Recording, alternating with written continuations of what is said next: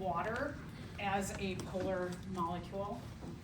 So just a little review, we were talking about polar covalent bonds. Remember that when we're talking about a covalent bond, it's the sharing of electrons in a pair to make a bond. That means that the outermost shell of two atoms bump up against each other and share electrons. In the case of water, you have the bumping of two different atoms with one oxygen. So each hydrogen is going to bump their outer shell up against the oxygen. One thing I don't like about this illustration in particular is that this pair should be here and this pair should be here, so that you really see that pair of electrons, giving more of the idea that this pair of electrons is circulating around both the oxygen and the hydrogen.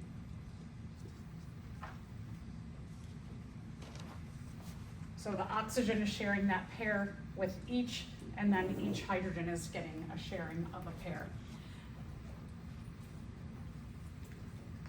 Water is a polar molecule for two reasons. Again, remember, polar means two different sides, that you have the oxygen side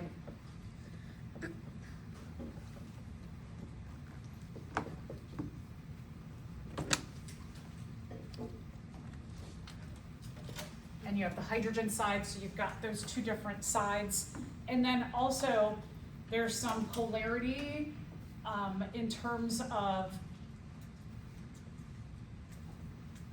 the oxygen has this larger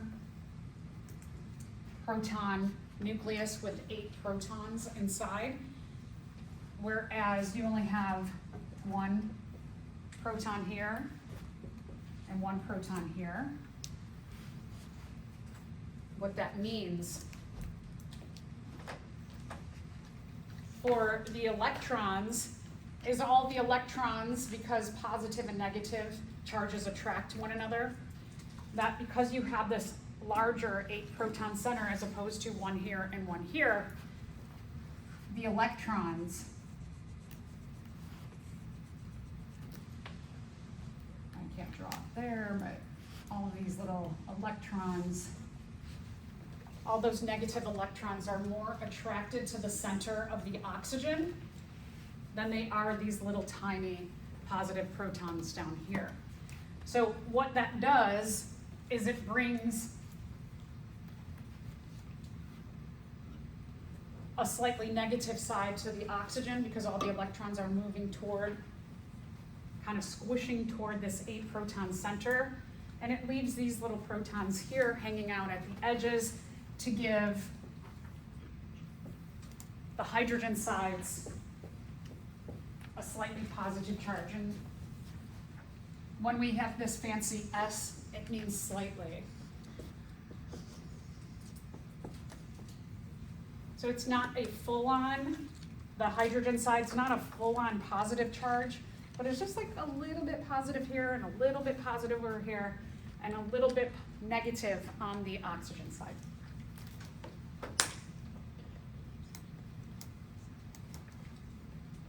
Anybody have questions on water as a polar molecule showing polar covalent bonds?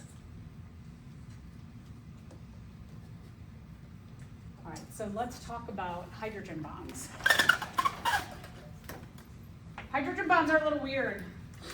They function very similarly to ionic bonds. Remember, the ionic bond is the attraction of the positive ion for the negative ion, because the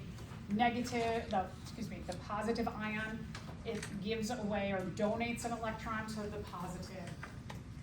The positive ion donates an electron to the negative ion, and the donation of that one extra electron makes for a positive and negative charge attracted to one another. It's not, and when we're talking about an ionic bond, it's not a very strong bond, because that positive ion at any time can say, hey, negative ion, give me my electron back. and then they can part ways and they can go and bond with other things. Hydrogen bonds also have that positive and negative attraction, but when there's a lot of them around together, they become very strong. So there's just like a little caveat that while it is the attraction of the opposite charges for one another,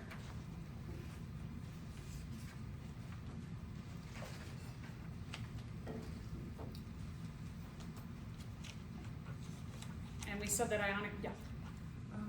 Sorry, on our last, class, there was one space, I don't know. Okay.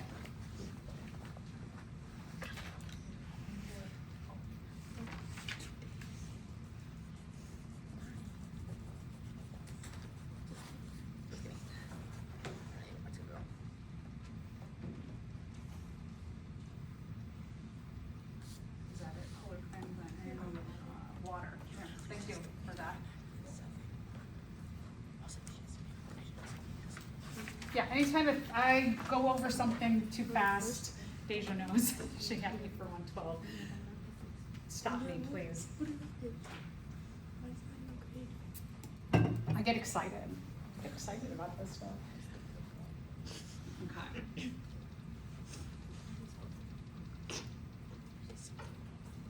All right, back to hydrogen. Thank you, Deja.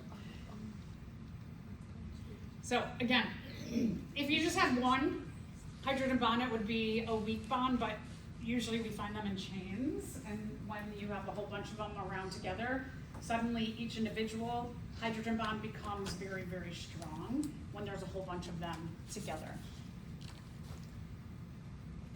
This concept here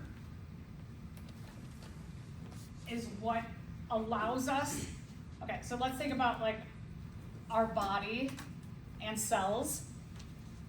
I'm sure you all know that our body, or the majority of our body, is made up of what?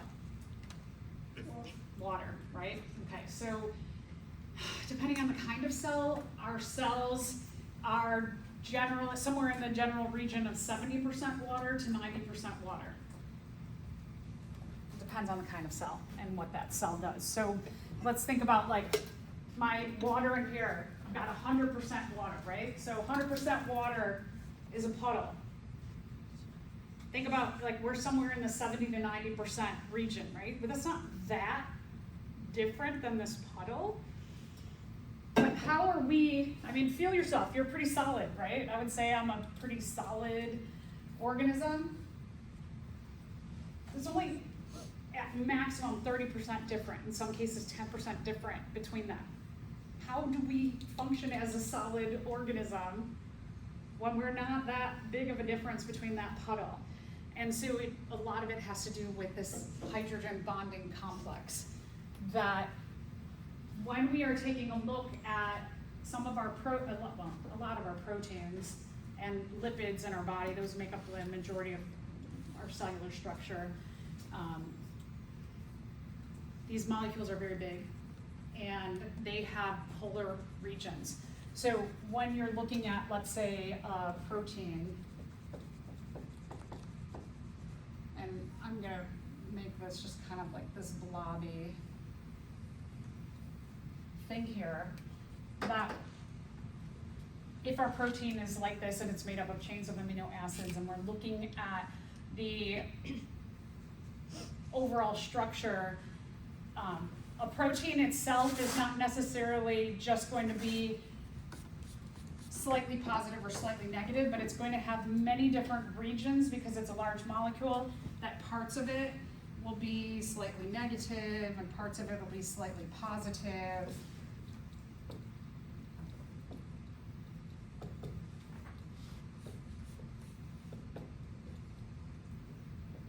And you'll have these little slightly positive and negative areas. And then what happens is that because, like I say here, you've got this idea of hydrogen bonding, one of the main compounds that forms hydrogen bonds in our body is water. And so water, you'll get a water here where we know the hydrogen side is slightly positive, And so you get a hydrogen bond here, and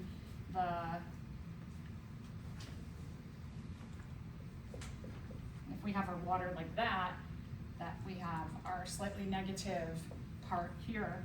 And so you start to get these waters that start to make hydrogen bonds around a protein, and then you might have a lipid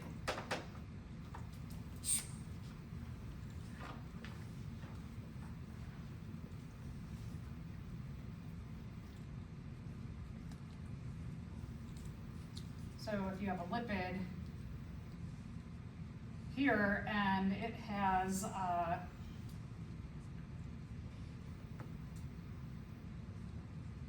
slightly negative part there, and the hydrogen over here is slightly positive, then that forms a hydrogen bond. And all of the atoms, compounds, molecules in our bodies start to form all these little hydrogen bonds with each other.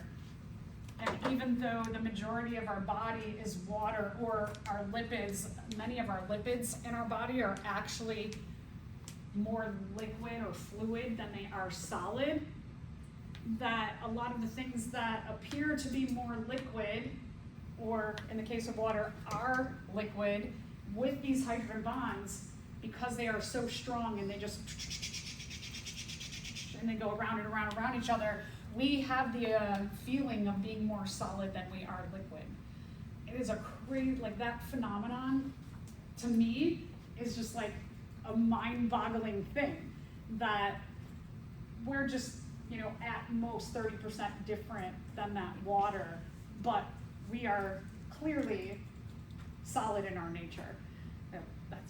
I just think this little tiny hydrogen bond, it just kind of blows my mind, to give us such structure, and thus we have structure to do so many amazing functions in our body.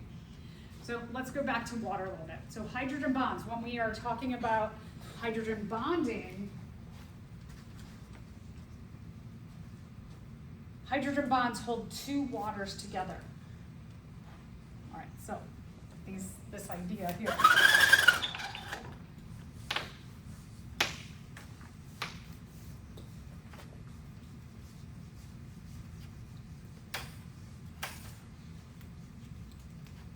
I have two sentences that are very different. So one is hydrogen bonds hold two water molecules together.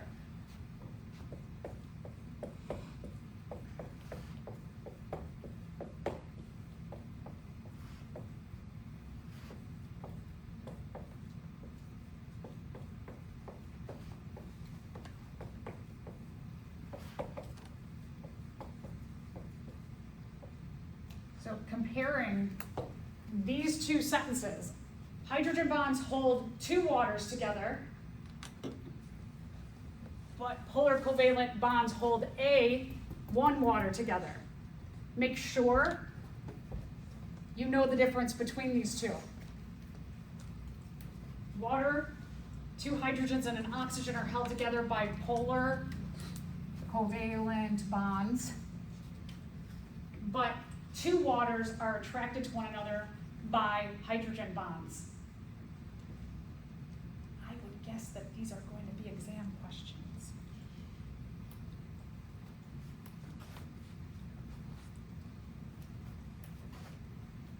Water is so important in its basic atomic structure to us having structure and function in our body.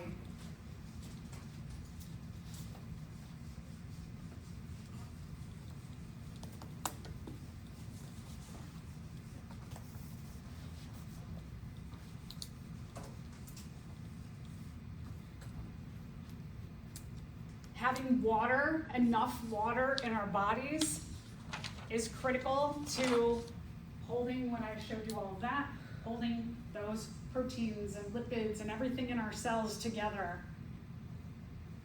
and giving us stability. And right, we said one of the core things when we were talking about the characteristics of a living thing is that living things are complex, yet they are very, very organized. And so at the core of our organization is really just this water that gives us so much organization, and leads from simplicity to complexity. I can say words. Okay, so let's talk more about this amazing water thing. So when we have a lot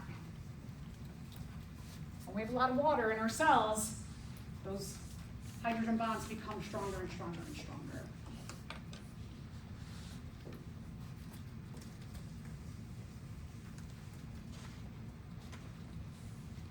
So let's take a look at this illustration here that you have at the top.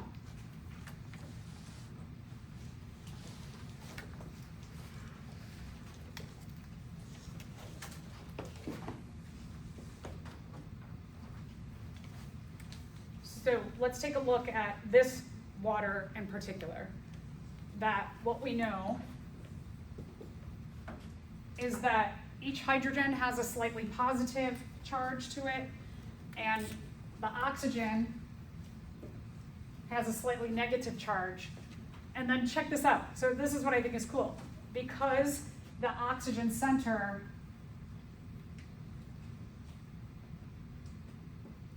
with the 8 protons, it can give a slightly negative charge over here, but also a slightly negative charge over there. Because 8 positive protons attracts 10 negative electrons over here, and so that slightly negative charge could be on one side of the oxygen, but also on the other side, and can attract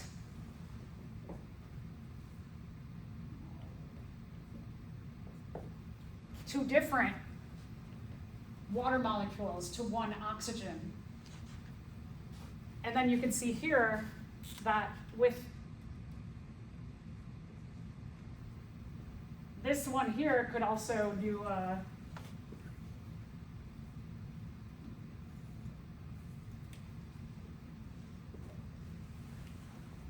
you could have one water can attract 4 other waters to it. So it starts to do these chains around and around and around so that you get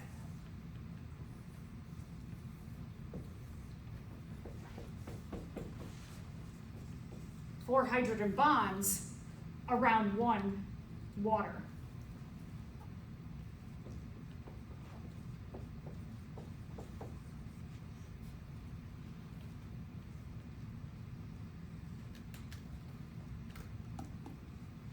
This very idea, just right here, and this water attracting 4 other waters around it, leads to some really wild properties of water. So let's take a look at let's get into the properties of water that it has based on this idea of water, surrounding water, but then also incorporating proteins and lipids and nucleic acids and all kinds of other compounds and molecules within our body. So water is what we call cohesive, and cohesion means sticking together. So water sticks to water, just like what we saw in that illustration. And when we're talking about the surface of water, that this polarity, this slight polarity that water has to be able to chain around and around and around, makes it really, really strong. And it can do a bunch of things in different ways for organisms. So one is that this strength can allow animals to run across the surface of it without falling through. Now, granted, like this bacillus lizard or this spider, they move really, really fast. But also, so let's just think about a predator. If there were, let's say like an alligator coming after each of these for a little snack, the alligator, so the bacillus lizard or the spider, they're lighter in weight than the alligator. They run really fast, but also the water has surface tension. So those 3 principles are going to allow these 2 animals to run across the surface, whereas the alligator who's coming, alligator's really big and heavy, right? So alligator comes in, what does it do? It sinks into the water because it's really heavy and it can break the surface tension. Whereas their lightness and speed, can use that surface tension to their advantage in survival.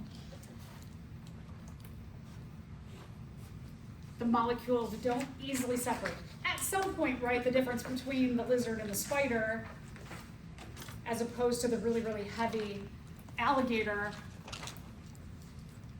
the surface tension will break at some point, but some animals can use that to their advantage. Have you ever seen in a pond those water striders that just go along the surface? They have kind of like these cup-shaped extensions at the end of their arms or legs, whatever you want to call them, and they can go on the surface, use that surface tension to just kind of go around the top of the water.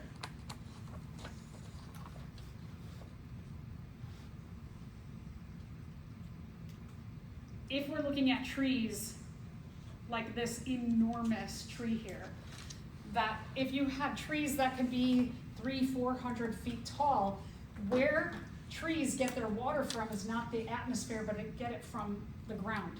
And their roots absorb water, and then they have, like us, we have a vascular system, right? We've got veins and arteries that move all the important things around our body through our blood. Plants have a very similar vascular system in that they absorb water from their roots, and then they send water upward against gravity. And one of the things that helps them to pull the water in chains, almost like a rope of water from the ground, is the polarity of the water, that the water sticks together. What they do up at their leaves at the top of the plant is they have pores called stomata on the under surface of their leaves, and they transpire.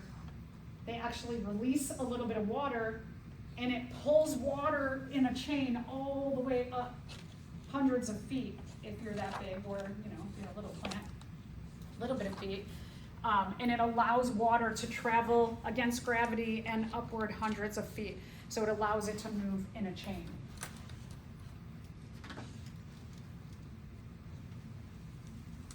One other thing I want to mention, just thinking about water and surface tension.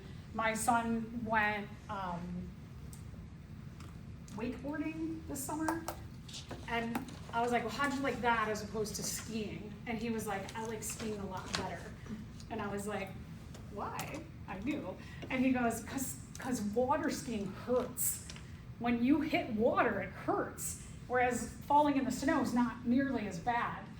And I was like, you want to know why? And he was like, oh. Right, so I told him all of this about the surface tension, how it acts like almost concrete. If you fall from something 10 stories above a body of water and you don't land with preciseness to cut open the surface of that water, if you land like a belly flop like this way, it's essentially like hitting concrete. And you could die, just like as you hit the ground. That surface tension from that height and speed could kill you. And so you see professional divers, if you watched like the Olympics last year, that when you have those people who are diving from those really high platforms, they get rated on how they cut the surface tension open and the amount of splash that they have. That's a huge part of what score they get. And the less splash means that they have put their hands so tight and straight down that when they hit that water surface tension, it actually opens up just by making it as flat as possible. And even a little bit like this will cause less of that surface tension to open. And so they want very pointy hands or very pointy toes. And so they're, you can see how stiff they get. And the more splash there is, the less of that surface tension they have been able to open up by the rigidity of their own bodies. So there's a lot of science to those high dives. Right. Water is adhesive. So cohesive means it sticks to itself. Adhesive means it sticks to other polar surfaces.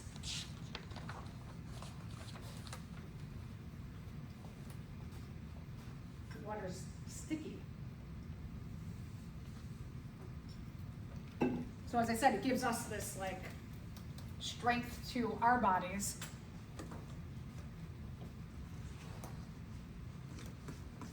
Another way that the water can move up that vascular system of the plants is that it's sticking to the tube in addition to sticking to itself. You've probably experienced this phenomenon where you have glass which has some polarity to it, and you could pour and pour and pour, and you could actually get more water than the glass technically can hold into that cup. And so what's happening here is you've got two things. You've got the surface tension of the water, which is that cohesion, and then you've got the adhesion where it's sticking to the glass also. And so you can get that bubble over the top. Anything that has liquid water in it, you can do this principle with.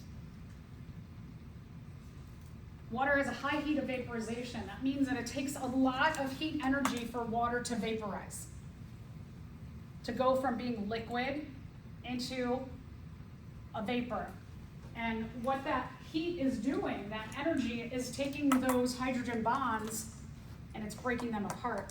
So that when you have these little waters and they're together as a liquid, like this, when they're in a liquid form, if I put a blow dryer on that, what's gonna happen? It's gonna disappear, right? But the water doesn't disappear, but the hydrogen bonds in here start to separate, and your waters, they become single waters as opposed to hydrogen bonded together. And so they start to go into the air, and they're so tiny that we can't see individual waters or humidity in the air. Our Earth is made up of about how much water on its surface? 70%. Yeah, 70-ish, right? Somewhere in the 70s%. We are the kind of, there's just a lot of phenomenon around the juxtaposition of the Earth from the sun. Makes it a really great place for water to not boil or freeze in general, right? I mean, we have some frozen parts, but it allows water to exist in a liquid form because we are just the right heat position from the sun. That's why we're always looking at, is there life on other planets? That we know if we go closer, the planets like Mars, they're always saying like, is Mars, or I mean Mars is behind us, right? So Mars, as it gets further from the sun, they're like, is there life on there? It gets colder because it's further from the sun. So they want to know, can life withstand the coldness that it has there? Or if you look closer to the sun, those are way too hot, that it's too much heat. And so Earth, we have this kind of like just right position.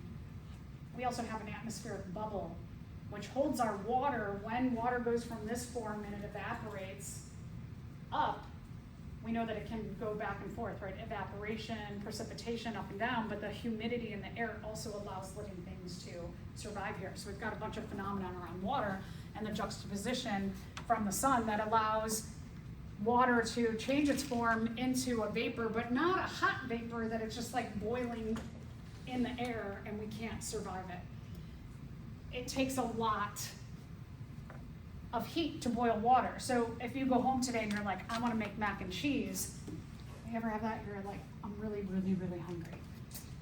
And then you want to make your mac and cheese, that's what you want, but sometimes you're like, nope, I'm not going to eat that, because why? It takes too long for the water to boil. And that also shows you that if you put water underneath a flame, that it takes a while for the water to change its form to get hot enough to make the compounds in the pasta get softer. And so it's not a super instantaneous thing, which is, when you're hungry, not a good thing, but for the Earth, it is a great thing for us. We also vaporize water by our body heat. This is kind of amazing phenomenon as well, is our body stays at about, I know they say average 98.6. My body temperature is about 97.1, my average. If I did this for like a week, and I saw that every day my body was at about 97.1. So I know I run colder than other humans. on average, we're about 98.6. So if you go, okay, so we're gonna learn that stabilization of heat is really important in our body, because as we start to go up, so like last week, I had some virus and my body temperature got up to 103.9. I run low, but I get high fevers. My immune system overreacts to anything. So even allergies, I'll get a fever, often 103 fever, just for seasonal allergies. What happens when my body temperature goes up, or let's say you go to the gym, right? You're working out, like George Foreman here, you can see the sweat all over his head because he's been working out. And what your body does in response to like fevers or working out, or even just a hot day, right? Your body it wants to get heat out of your body. So your body releases water from its pores, and your body temperature being a little bit higher than normal on a hot day or during exercise or during a fever, what happens to that water? Our body heat evaporates it off our body. And when your body heat is raised a little bit and evaporates water off your body, the water takes some of the heat from your body with it, and it makes you cool off, so that those beads of sweat will start to evaporate, and it'll give a little bit of a cooling effect, taking heat away from the body.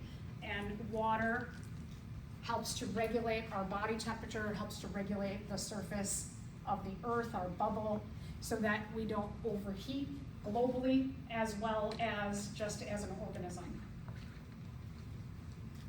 Oh, We didn't see that. sorry. Okay, so some of you didn't see We it. didn't but- see that. Which of the following figures below depicts stable atoms? What are we looking for? Okay, let me ask this. What are we looking for to show a stable atom? Octet. It should be 8. Good, okay. An octet. Yeah. Or a, what do you call 2? I don't know, the 2. If it's the first shell, it's 2, right? Otherwise, we're looking for the octet, right? Okay, so we're looking for a full outer shell and octet in the case of most of our shells. So here especially, we're looking for octet. And so if we take a look at A, it's got 1 electron in its outer shell, so it's looking for stability because it does not have a full outer shell. If we look at B, it's got 2, 4, 6, 7. It needs 1 more to have a full outer shell, so it's not stable. C has this empty outer shell, so then we look 1 in, and we see 2, 4, 6, 8, the octet. And D, we see 2, 4, 6, 8 in its outer shell, we see the octet. So both of these are showing stability. What likely has happened between C and D? What kind of bond has formed? Covalent, it's sharing. Or something.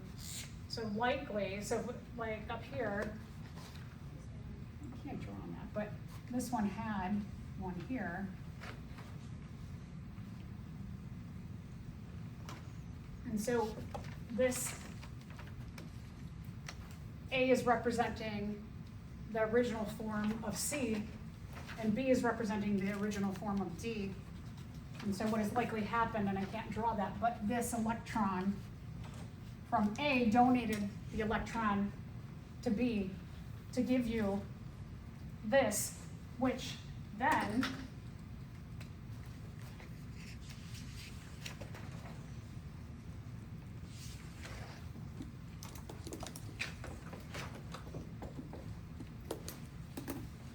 C is giving away an electron, so it has 1, not slightly, it is an actual positive charge, excuse me.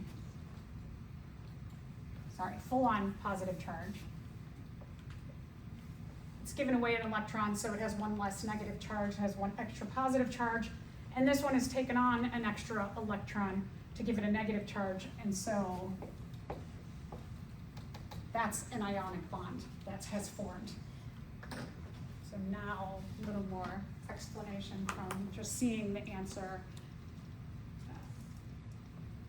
of 2. Anybody any questions on that?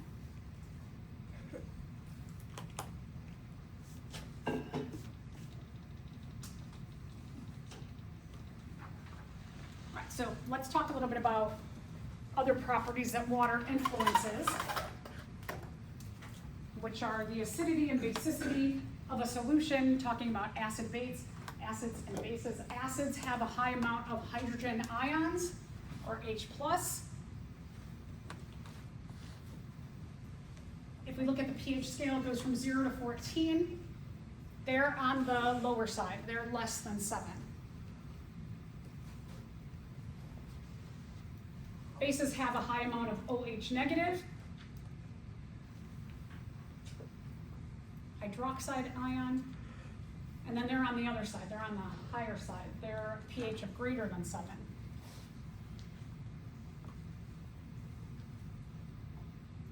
So what do you suppose, if we take an OH negative and an H positive and we put them together, what do we make? Water. Water, right? You got 2 hydrogens and an oxygen. So if we combine an acid and a base in equal amounts, hypothetically, we're going to get water, which is neutral, right there in the middle. It has an equal amount of H pluses and OH minuses to make H2O.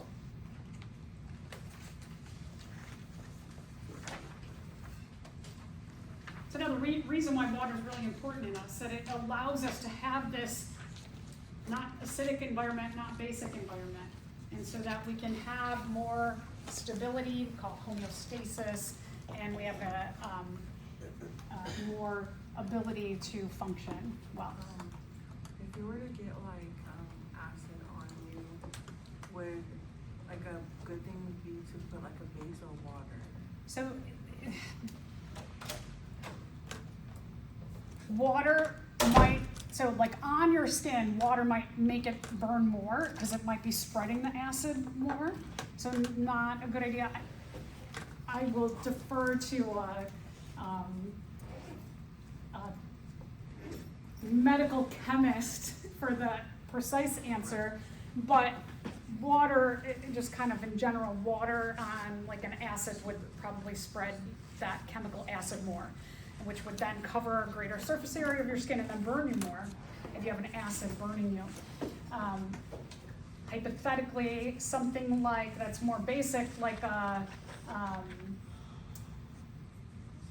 paste that has baking soda, which is just a little bit basic, something like that. Again, it depends on the chemical and the severity of it, but like if you had, let's say, a weak chemical, but it started to burn your skin, you're like, taking a shower might quickly flush it off, so that's why those safety showers, what comes out of the safety shower is a huge forceful stream of water. So that might, like if you just went under the sink, for example, it might not be strong enough and it might spread that and burn you more, but the safety shower might like completely flush it super quickly. Other methods, again, depending on, like what the situation is, but putting something like a baking soda salve on there might balance that out. Right. So, I'm not a medical professional, but good question, yes.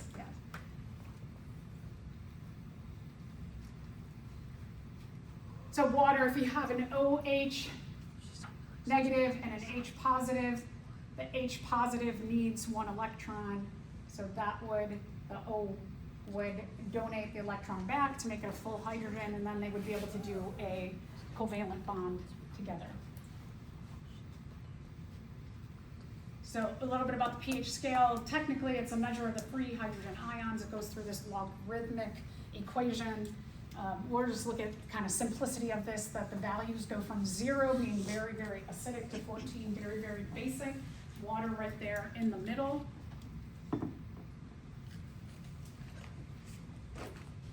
Let's take a look at some acids and bases that are common in our world. So let's start on acidic, because this might be more of your morning routine, is that, let's say you get up and you have coffee. So for me, I do drink coffee in the morning. I put some oat creamer in there, because if I drink straight coffee, it's gonna destroy my stomach. It's too acidic for my stomach.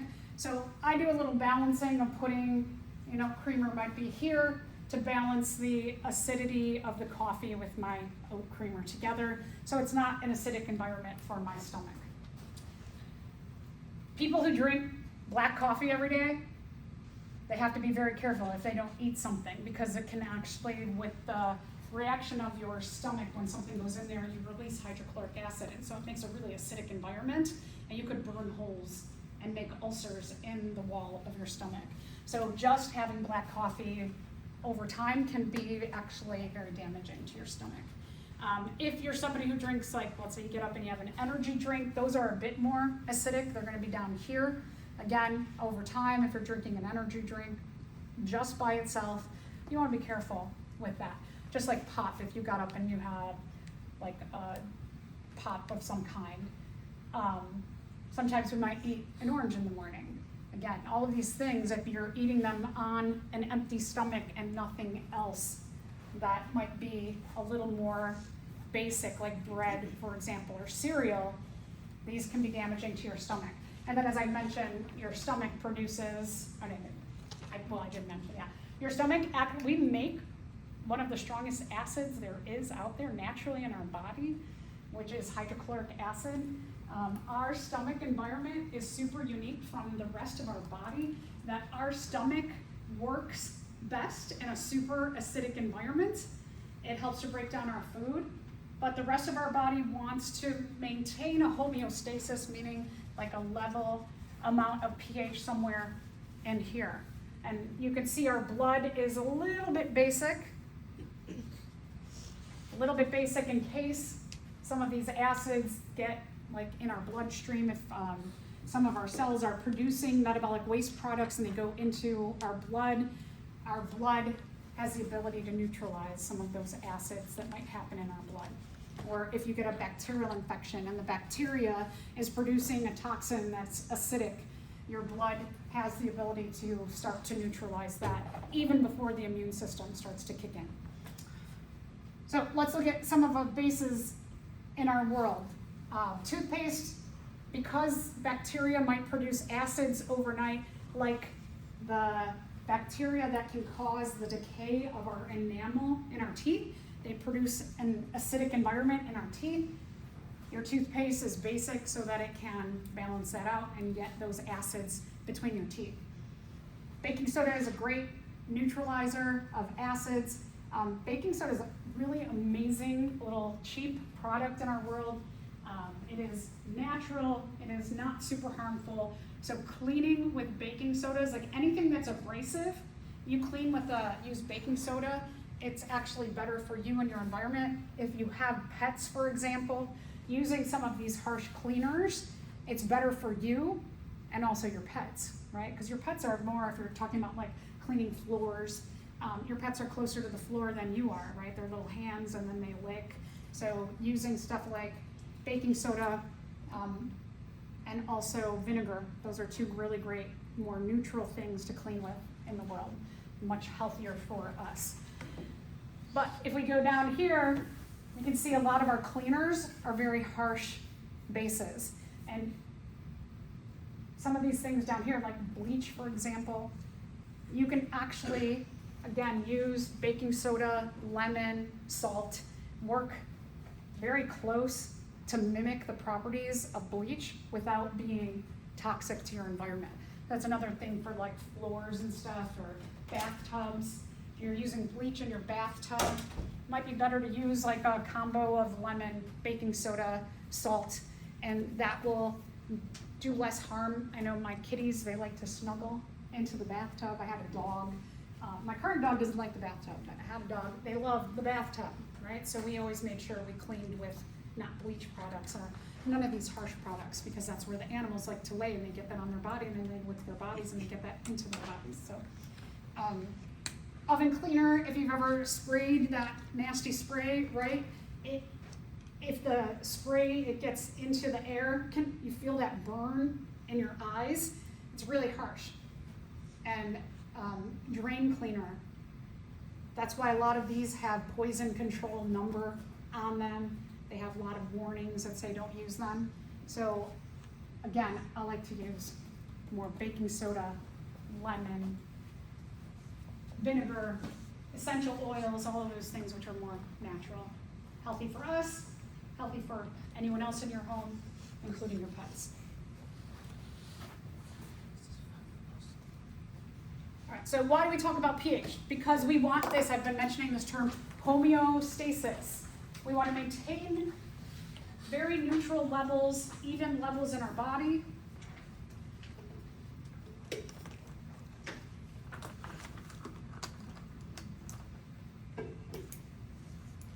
When your pH gets out of control, it starts to take away from your ability to meet all of your characteristics of life, infringes on your survival. But we have a lot of mechanisms in our body to try and maintain our homeostasis. So some of those, as I mentioned before, with our blood, we have what are called buffers. And in our blood, we have a little bit of basicity to our blood, because commonly things that might get into our body, like bacteria, will often produce acids, and then our blood, before even your immune system can get there, your blood can start to buffer that acidic situation. And so when we're talking about a buffer, it can soak up extra hydrogen ions in the case of something being acidic, or your blood can soak up extra hydroxide ions in the case of it's something basic.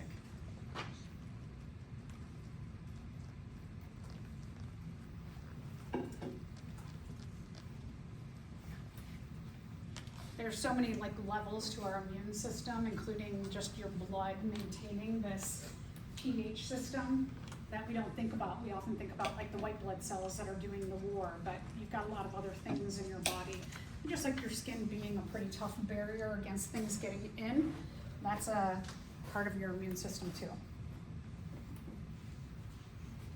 Carbonic acid is an acid in our blood that floats around to make sure if you have any extra hydroxide ions. We've got all kinds of great things that happen. All right, a few questions. So what kind of bonds hold the atoms of a single water molecule together? Covalent. Right, okay, so covalent holds a single water together. What kind of bonds form between water molecules? Hydrogen. Good, hydrogen. Okay, so again, make sure you're recognizing the difference between those two questions and you're understanding what they are. All right, so this is a really great little chart.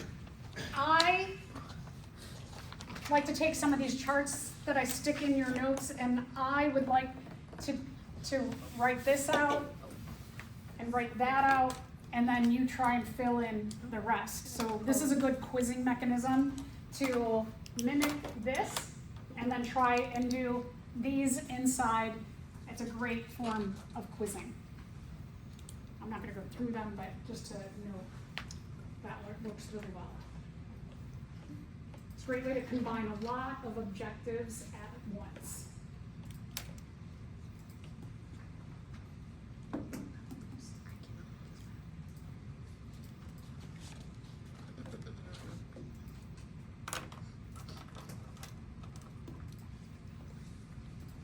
Okay. Yeah, sorry. Are the words basicity and alkalinity interchangeable? I see it as notes. Acidic, wait, Basicity and alkalinity, yes, they're yes. interchangeable? And in some cases, one is more specifically used than the other. Yeah. Thank you. All right, so a little biochemistry. So now taking all these principles of these atoms that we looked at and combining them with the real world inside of our cells. Bio, meaning living thing, and chemistry, the chemistry of us living things. Back to carbon. So we're going to start back looking at carbon, because in lab today we're going to start with building a carbon central molecule, atom I should say, to add other things on to make our biomolecules. So when we are talking about organic molecules, we use this term pretty broadly in our everyday world. The base chemical definition of organic means that you have a carbon that has hydrogens on it. Things like glucose, proteins, fats, DNA, RNA, these all are organic molecules. Carbon is going to have a central location in all of these, and other things then bond onto it. So that's what we mean by organic. When we're talking about organic, like in the grocery store, if you're buying something that is organic, there's a lot of parts to what that definition of organic food means, but essentially it means that a lot of the pesticides, insecticides, any of the chemicals that might be used in something that's called a conventional food, those pesticides, insecticides, herbicides, fertilizers all have chemicals that are not having carbon with hydrogen bonded to it. So, are organic foods healthier than inorganic foods? In some cases, yes, and in some cases, no. So in terms of toxicity, just because something is conventional or it's not labeled as organic doesn't necessarily mean it's a healthier choice. You have to do a lot of research. One of the things about our organic food system is that it costs farmers money to stamp something or food products to get that organic stamp on it. They have to pay for it. So if you go to your local farmer's market and you're buying foods from somebody and it says, they might have signs up that say like non-GMO, organic foods cannot have any genetic modifications to them. They have to be in their purely natural form. It might say, they might say we don't use pesticides, insecticides. They probably grow it more like you do in your yard, your farmers that are at your farmer's market, but on a larger scale. So like me, we always have two bins in our yard that we grow a lot of our food in the summertime. And I don't, do any of you, if you grow like any food in your yards, do you spray anything on them? I don't, I just like let them grow all summer, and then so if they're more natural, we get an organic soil. We try and get better soil so that it is actually like less of the chemicals in them. That's probably what you're getting, or what you're likely getting at your farmer's market from those smaller local farmers. Just because something doesn't say it's organic doesn't mean it's any worse than an organic product. Sometimes organic products use chemicals that are also organic, but just because something's organic doesn't mean that it is not toxic. So sometimes organic produce may have toxic chemicals that are also organic. That makes it very confusing in our food system because we naturally just think something's organic, so it's much better. Not necessarily. You have to do some research on that. So what I would say is try and buy things like on the weekends or sometimes during the week. You have a local farmer's market, buy stuff there as opposed to going to the grocery store because you'll likely get a healthier product and oftentimes cheaper, and you're supporting a small business. So there's a lot of great things to that. Anyway, just to point that out. Inorganic molecules, something that is inorganic, it may have carbon in it, like carbon dioxide, but there's no hydrogen bonded to it. It may not have carbon at all, or it may have hydrogen and no carbon. So something by definition that's inorganic, it does not have a carbon with a hydrogen bonded to it. Are inorganic molecules important? Can they be? Yeah, look at, right? We've been talking all about water. Super duper important. So don't think something is organic is good and something that is inorganic is bad. It depends on the context of the actual compound or molecule. All right, so let's go back draw carbon. Let's draw out the atomic structure of carbon.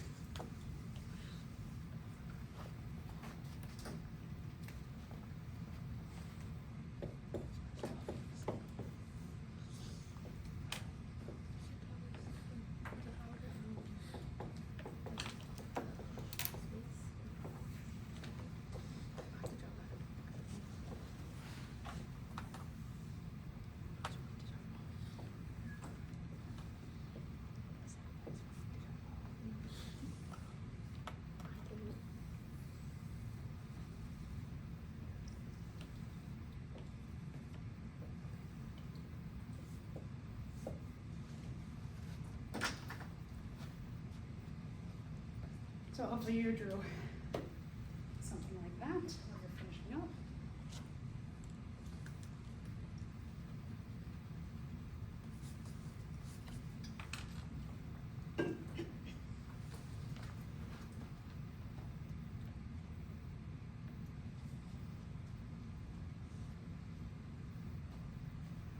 When we take a look at carbon, carbon has 6 protons because that's the atomic number, indicates the number of protons. We don't have a charge on our carbon, so the 6 protons implies that there are also 6 electrons. To get the neutrons, we take the atomic weight or mass minus the atomic number, so 12 minus 6 gives us 6 neutrons. We're going to place 6 neutrons and 6 protons in the nucleus here. We've got 6 electrons to place, so we put 2 in our first shell and 4 in our outermost shell. How many electrons does carbon need to have a full outer shell? 4. Good. It has 4, needs 4. 1, 2, 3, 4. And by needing 4, carbon makes a whole bunch of covalent bonds.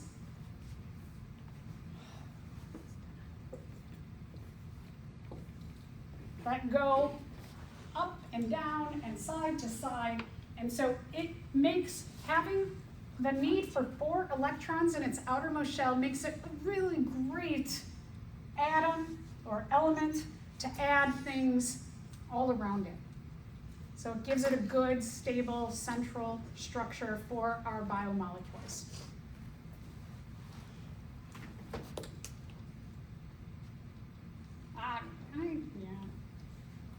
Okay, so how many atoms can carbon bond with? 4. Good, okay, I like that. I like everybody's so confident. Awesome.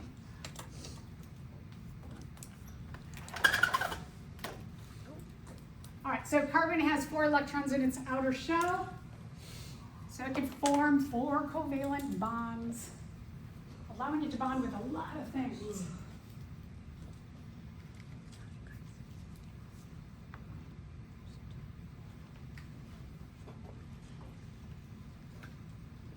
That makes it good to bond with itself.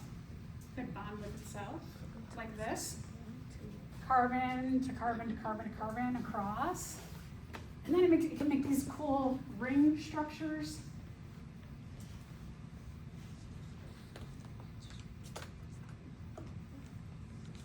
So that it can bond to itself and make a ring, a complete ring. That gives a lot of stability to our biomolecules.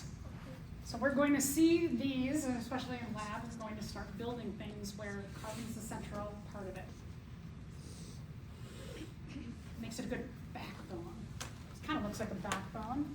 All right, you've got your little bones in your back, your vertebra. It's like every carbon is a vertebra in there.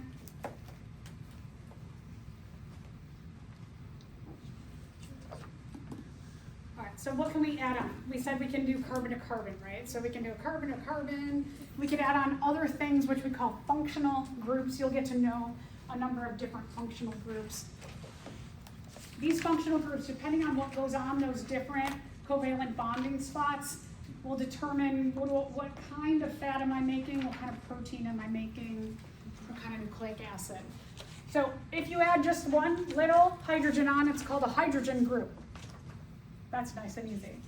And OH is a hydroxyl group. Carboxyl, notice this, you have 2 oxygens in carboxyl, but they are each individually covalently bonded to the carbon, and then look at that upper one. It has a double covalent bond. So you have 2 bonds with 1 oxygen to a carbon. So this is, I think, kind of interesting when you take a look at counting the number of bonds around it. Carbon has 1, 2, 3, 4. 2 of them are taken up by 1 oxygen. And NH2 is amino. If we add another hydrogen on, you make ammonia. So one of the things about our world is we talk a lot about the importance of protein, and especially right now I'm hearing a lot in the news. So it used to be like, eat tons of protein, get buff, right, and lose weight. And what that does is in the breakdown of our proteins, one of the groups on your amino acids is this, amino. That's why it's called an amino acid, because it has this. And when we metabolize our proteins down into individual amino acids, and then we metabolize our amino acids into their individual parts, this comes off, and then what's easy to go on here? A nice little hydrogen. And so our bodies, in the breakdown of proteins, we naturally produce ammonia. Ammonia, remember, is like really like, we use a lot of cleaners that have called poison control if you have ammonia. So if you eat tons of protein, you're producing a lot of ammonia. We have systems in our body, like our liver will help to grab that up, but before the ammonia gets to the liver, it has to travel through the blood. And then your cells get exposure to that ammonia. It doesn't go directly to the liver, but our livers neutralize that. Also, the production of that ammonia, as it goes filtering through our kidneys, if it gets to the kidney, which is the blood filtering system, if the ammonia gets to the kidney before it gets to the liver, where the liver neutralizes that ammonia, it can do some damage to the kidney. So if you're eating massive amounts of protein at one time, you're really overloading your system, and likely your kidneys are getting exposed to a lot of ammonia. And you can break down your kidneys over time, and that can cause all kinds of issues because, like I said, our kidneys are the blood filtering system, the main blood filtering system of our body. So just the last few weeks I've been seeing, I like to look for trends in the news, like what kind of things are coming up. And I'd say in the last 6 months, they've been saying that people eat protein have less inflammation in their body. And so that if you're eating your kind of normal amount of protein, that you're causing less inflammation. Inflammation is just like kind of a catch-all phrase for like stuff goes awry in your body. But you don't want to eat too much protein. You want to eat the right amount of protein. The last couple weeks I'm reading a lot of articles that say, don't eat all your protein in like one chunk, but try and eat little bits of protein throughout your day, because then those little bits in the breakdown, but they don't go into this detail, but I know this detail, that when you make ammonia by metabolizing that protein, it won't have such a great effect on your kidneys and other parts of your body at once. If you have a lot at once, you've got a lot of ammonia, right? If you have a little bit of protein at once, you've got a little bit of ammonia that can maybe get to your liver before it gets to the kidney. So just something to keep in mind nutritionally. I'm always very interested in what things, the processes in our body and what the world is saying about those processes in the news. Phosphate group, this is a really important group for our amino acids, our especially nucleic acids like DNA and RNA. And then methyl is CH3. When methyl comes off and gets metabolized, some amino acids will have a methyl group. When a hydrogen pops on there, it makes methane. Methane is our second largest climate change influencing gas. Does anybody know where the majority of our methane comes from? Antarctica. From what?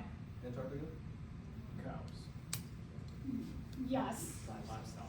Yeah, livestock. Good, good.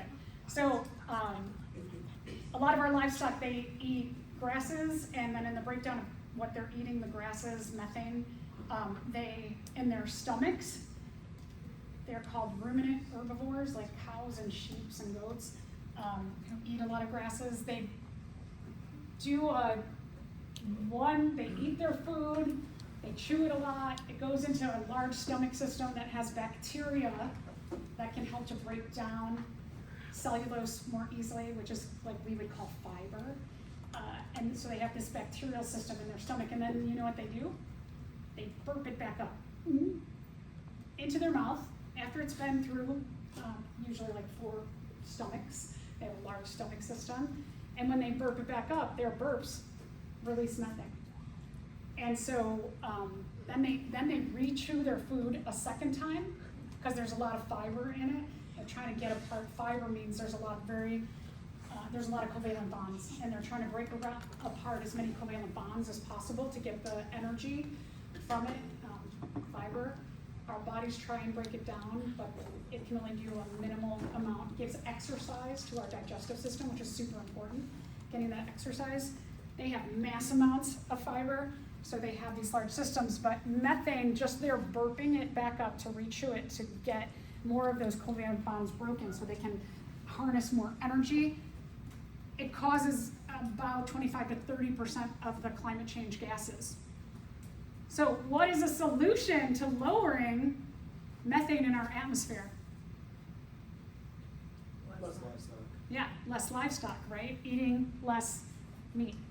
And one of the things that happens is that when societies, when they get more affluent and they get more money, they go from eating a more vegetarian diet to a meat diet. Because now they can afford more expensive food. That more expensive food has a huge cost climate-wise, but also has a health cost. That eating more animals is actually far less healthy for us. But there's an affluence, like I have more money, so I can afford this more expensive food, right? Anything in life, as you get more money, it's a status to be able to buy certain things. Or it just feels good to be able to have access to other things. Yeah, my older sister is actually vegan, and I was telling her, I was like, I don't eat a lot of red meat, it makes my stomach feel funny, and I also hate the environment. I told her I was looking to go vegan for the environment, and she was like, what do you mean? Like, what? Because she's vegan for ethical purposes. Yeah. And obviously that's a really big part of it too, but for Yeah. me, it's more environment stuff. Yeah. And I was trying to explain it to her, and she was like, I don't understand. So now you can bring your notes and Yeah, exactly. really show her what, so when I was in college, I took a nutrition class, and we had to do a 10-week behavior modification program. And I was an athlete, so most of the people in the class were like, I'm gonna start exercising. And I was like, oh, I exercise for 3-4 hours a day. And I was like, you know what, so my dad was a butcher, but I never really liked meat that much. And so I was eating some of the like healthier meats, like turkey, for example. And I didn't even eat it every day or every meal, but anyway, so I was like, I'm gonna do vegetarian. And so then after that 10 weeks, I tried to eat a turkey sandwich, and I was super grossed out by it. And so now I will say I am mostly vegetarian. Once in a while, I'm just like, I want a grass-fed cheeseburger. And my family would be like, wait, what? Once in a blue moon. I like to have sushi once in a while. So there are some meats that I eat. Usually they are healthier ones, but like a burger. If I'm gonna eat a burger, I'm gonna eat a really good one. Regardless though, so I started there, but then I also kind of knew the climate impacts too, so I felt like I was kind of on my way there. I would love to be vegan. I love cheese. Like I've gotten rid of the milk products for the most part, except for cheese and yogurt. I love yogurt. So I'm trying to explore now more vegan cheeses and yogurt that's not milk based. I'm moving in that direction. If I were rich and I had a chef, I'd be like, make me a vegan diet. Because then somebody else could manage all that. But it's hard. it's hard, but I encourage y'all to think about this a little bit, and especially for your health. Like, my oldest son, he didn't eat meat for a long time, kind of my influence, and then he, now is like, just about a year ago, he's into eating steak. So he went totally in the worst direction probably. But I'm trying to encourage him to get more proteins and like plant-based proteins. So we're working on that to get him off the steak a bit more. Anyway, long story short. Okay.